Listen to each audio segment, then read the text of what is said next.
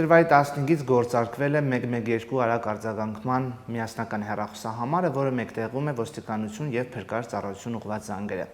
Գրանցված արդյունքների շուրջ կզրուցենք ներքին գործերի նախարարության 112 օպերատիվ կառավարման կենտրոնի պետի տեղակալ Արմինե Հայրապետյանի հետ։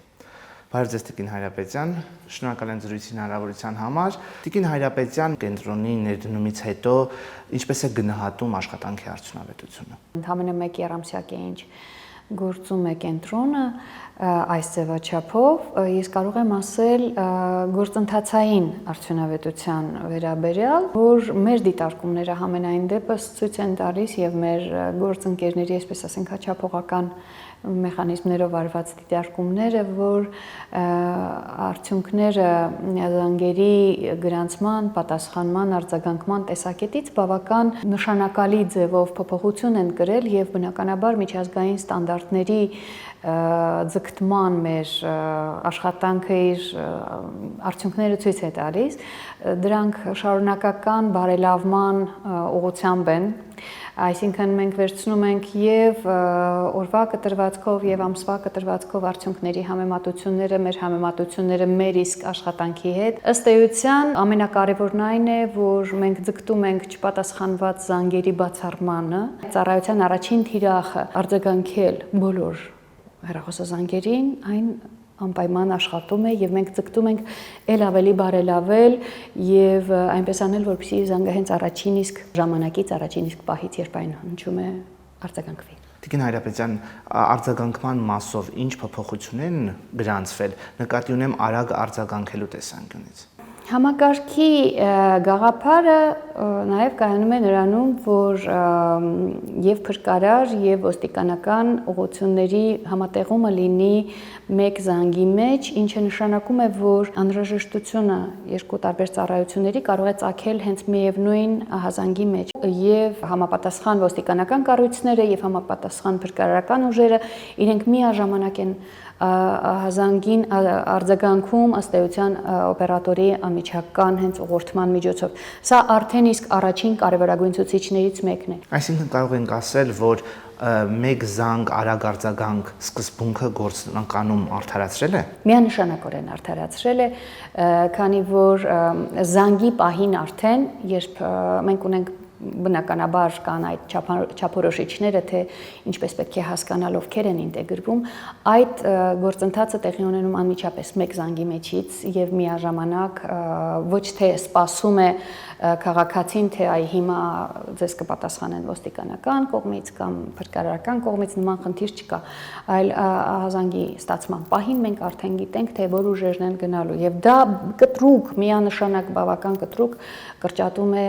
արձագանքման ժամանակը։ Տիկին Հայրապետյան, ինչ բնույթի զանգեր է ստացվում կենտրոնում, հաշվի առնելով, որ դուք խոսեցիք զանգերի բնույթից, եւ ինչպես եք կարողանում ապահովել զանգերի արագ գնահատումը եւ ուղղորդումը։ Զանգերը տարաբնույթ են։ Ծայրահեղ աստիճանի տարաբնույթ, ծառայությունը իր հնարավորության բոլոր շրջանակներում գործ է դնում համապատասխան կառույցների աշխատանքը, զանգերը ընդունվում են եւ կառավարվում են տեղում փորձառու կառավարողների կողմից, երբ անհրաժեշտ է լինում, ասենք, բարդացված իրավիճակի։ Իհարկե լինում են բազմաթիվ զանգեր, որոնք տեղեկատվական բնույթի են, հարցումների բնույթի են, նրանց քանակը շատ ավելի շատ է, գերազանցում է նմանատիպ զանգերը։ Շատ ենք ունենում ահազանգեր, դրա մշտապես կա փակ դռների կամ եթե կա անհրաժեշտություն ծանր հիվանդի տեղափոխման, աջակցման հարցերի այն տարբերակներում, երբ որ շտապ բժշկական օգնությունը չի կարողանում այդ խնդիրը ապահովել։ Շատ լավ, ամփոփելով մեր զրույցը, Տիկին Հայրապետյան, կցանկանայի նաև անդրադառնայիք, թե ինչպես է գործում արտակարգ իրավիճակներում վաղազդարարման համակարգը, ինչ մեխանիզմներ կան այս ուղղությամբ։ Շնորհակալ եմ հարցի համար, իրականում շատ կարևոր ուղղության մասին խոսեցիք, վաղազդարարումը վերաբերում է աղետների այն բոլոր տեսակներին, որոնք հնարավոր է կանխատեսել նախքան աղետը տեղի կունենա։ Եվ այդ տեսակետից վաղազդարարումը գործընթաց է, որտեղ մասնակիցները միակողմանի չեն, մասնակիցները բազմաշերտ են եւ յուրաքանչյուրը տարբեր ուղղությունների։ Հատկապես երբ խոսքը գնում է տարերային աղետներին, այսինքն բնական երևույթներով պայմանավորված աղետներին, ապա հնարավոր են կանխատեսել հիմնականում հիդրոօթերոթաբանական, հիդրոդինամիկ երևույթները,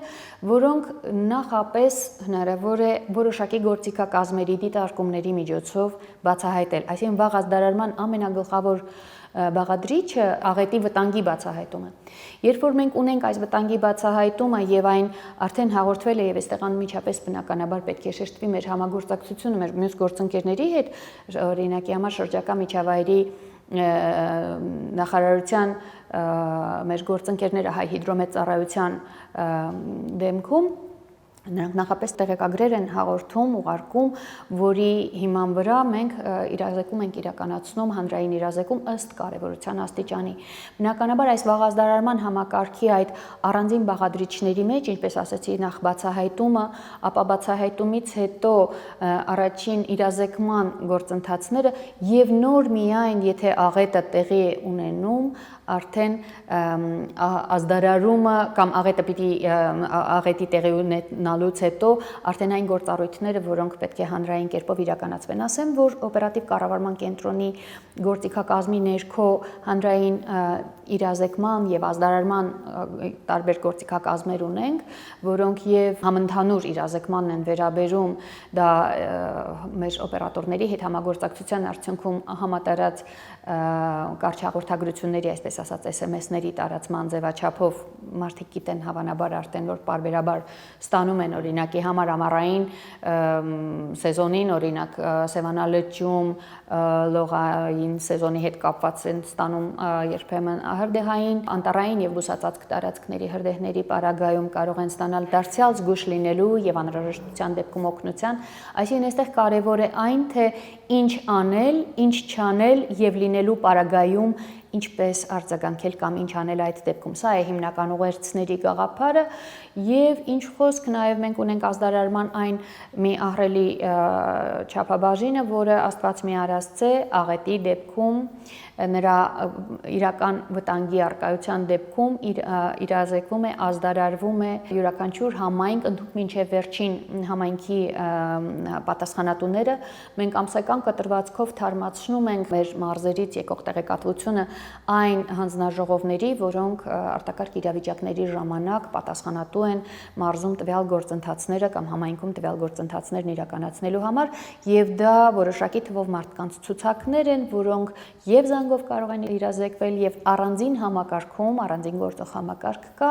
որը օպերատորների հետ կապ չունի, դարձյալ կարճ հաղորդագրության մեկ հպումով, մեկ կոճակի հպումով իրենք տեղեկացում են ստանում համապատասխան աղետի, վտանգի եւ գործողությունների այդ կարճ գաղափարի վերաբերյալ։ Շնորհակալ եմ Տիկին Հայրապետյան։ Ես եմ շնորհակալ։ Հիշեցնեմ, զրուցում ենք ներքին գործերի նախարարության 112 օպերատիվ կառավարման կենտրոնի պետի տեղակալ Արմինե Հայրապետյանի հետ լավ մնացեք, կհանդիպենք։ 112 բարև ձեզ, լսում եմ։ 112 լսում եմ ձեզ։ Քաղաքը նշեք։ Բարի շնորհակալություն, ընդունած եմ։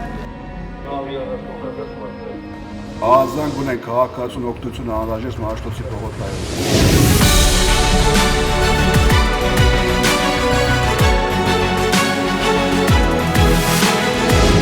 112 մեկ զանգ արագ արձագանք։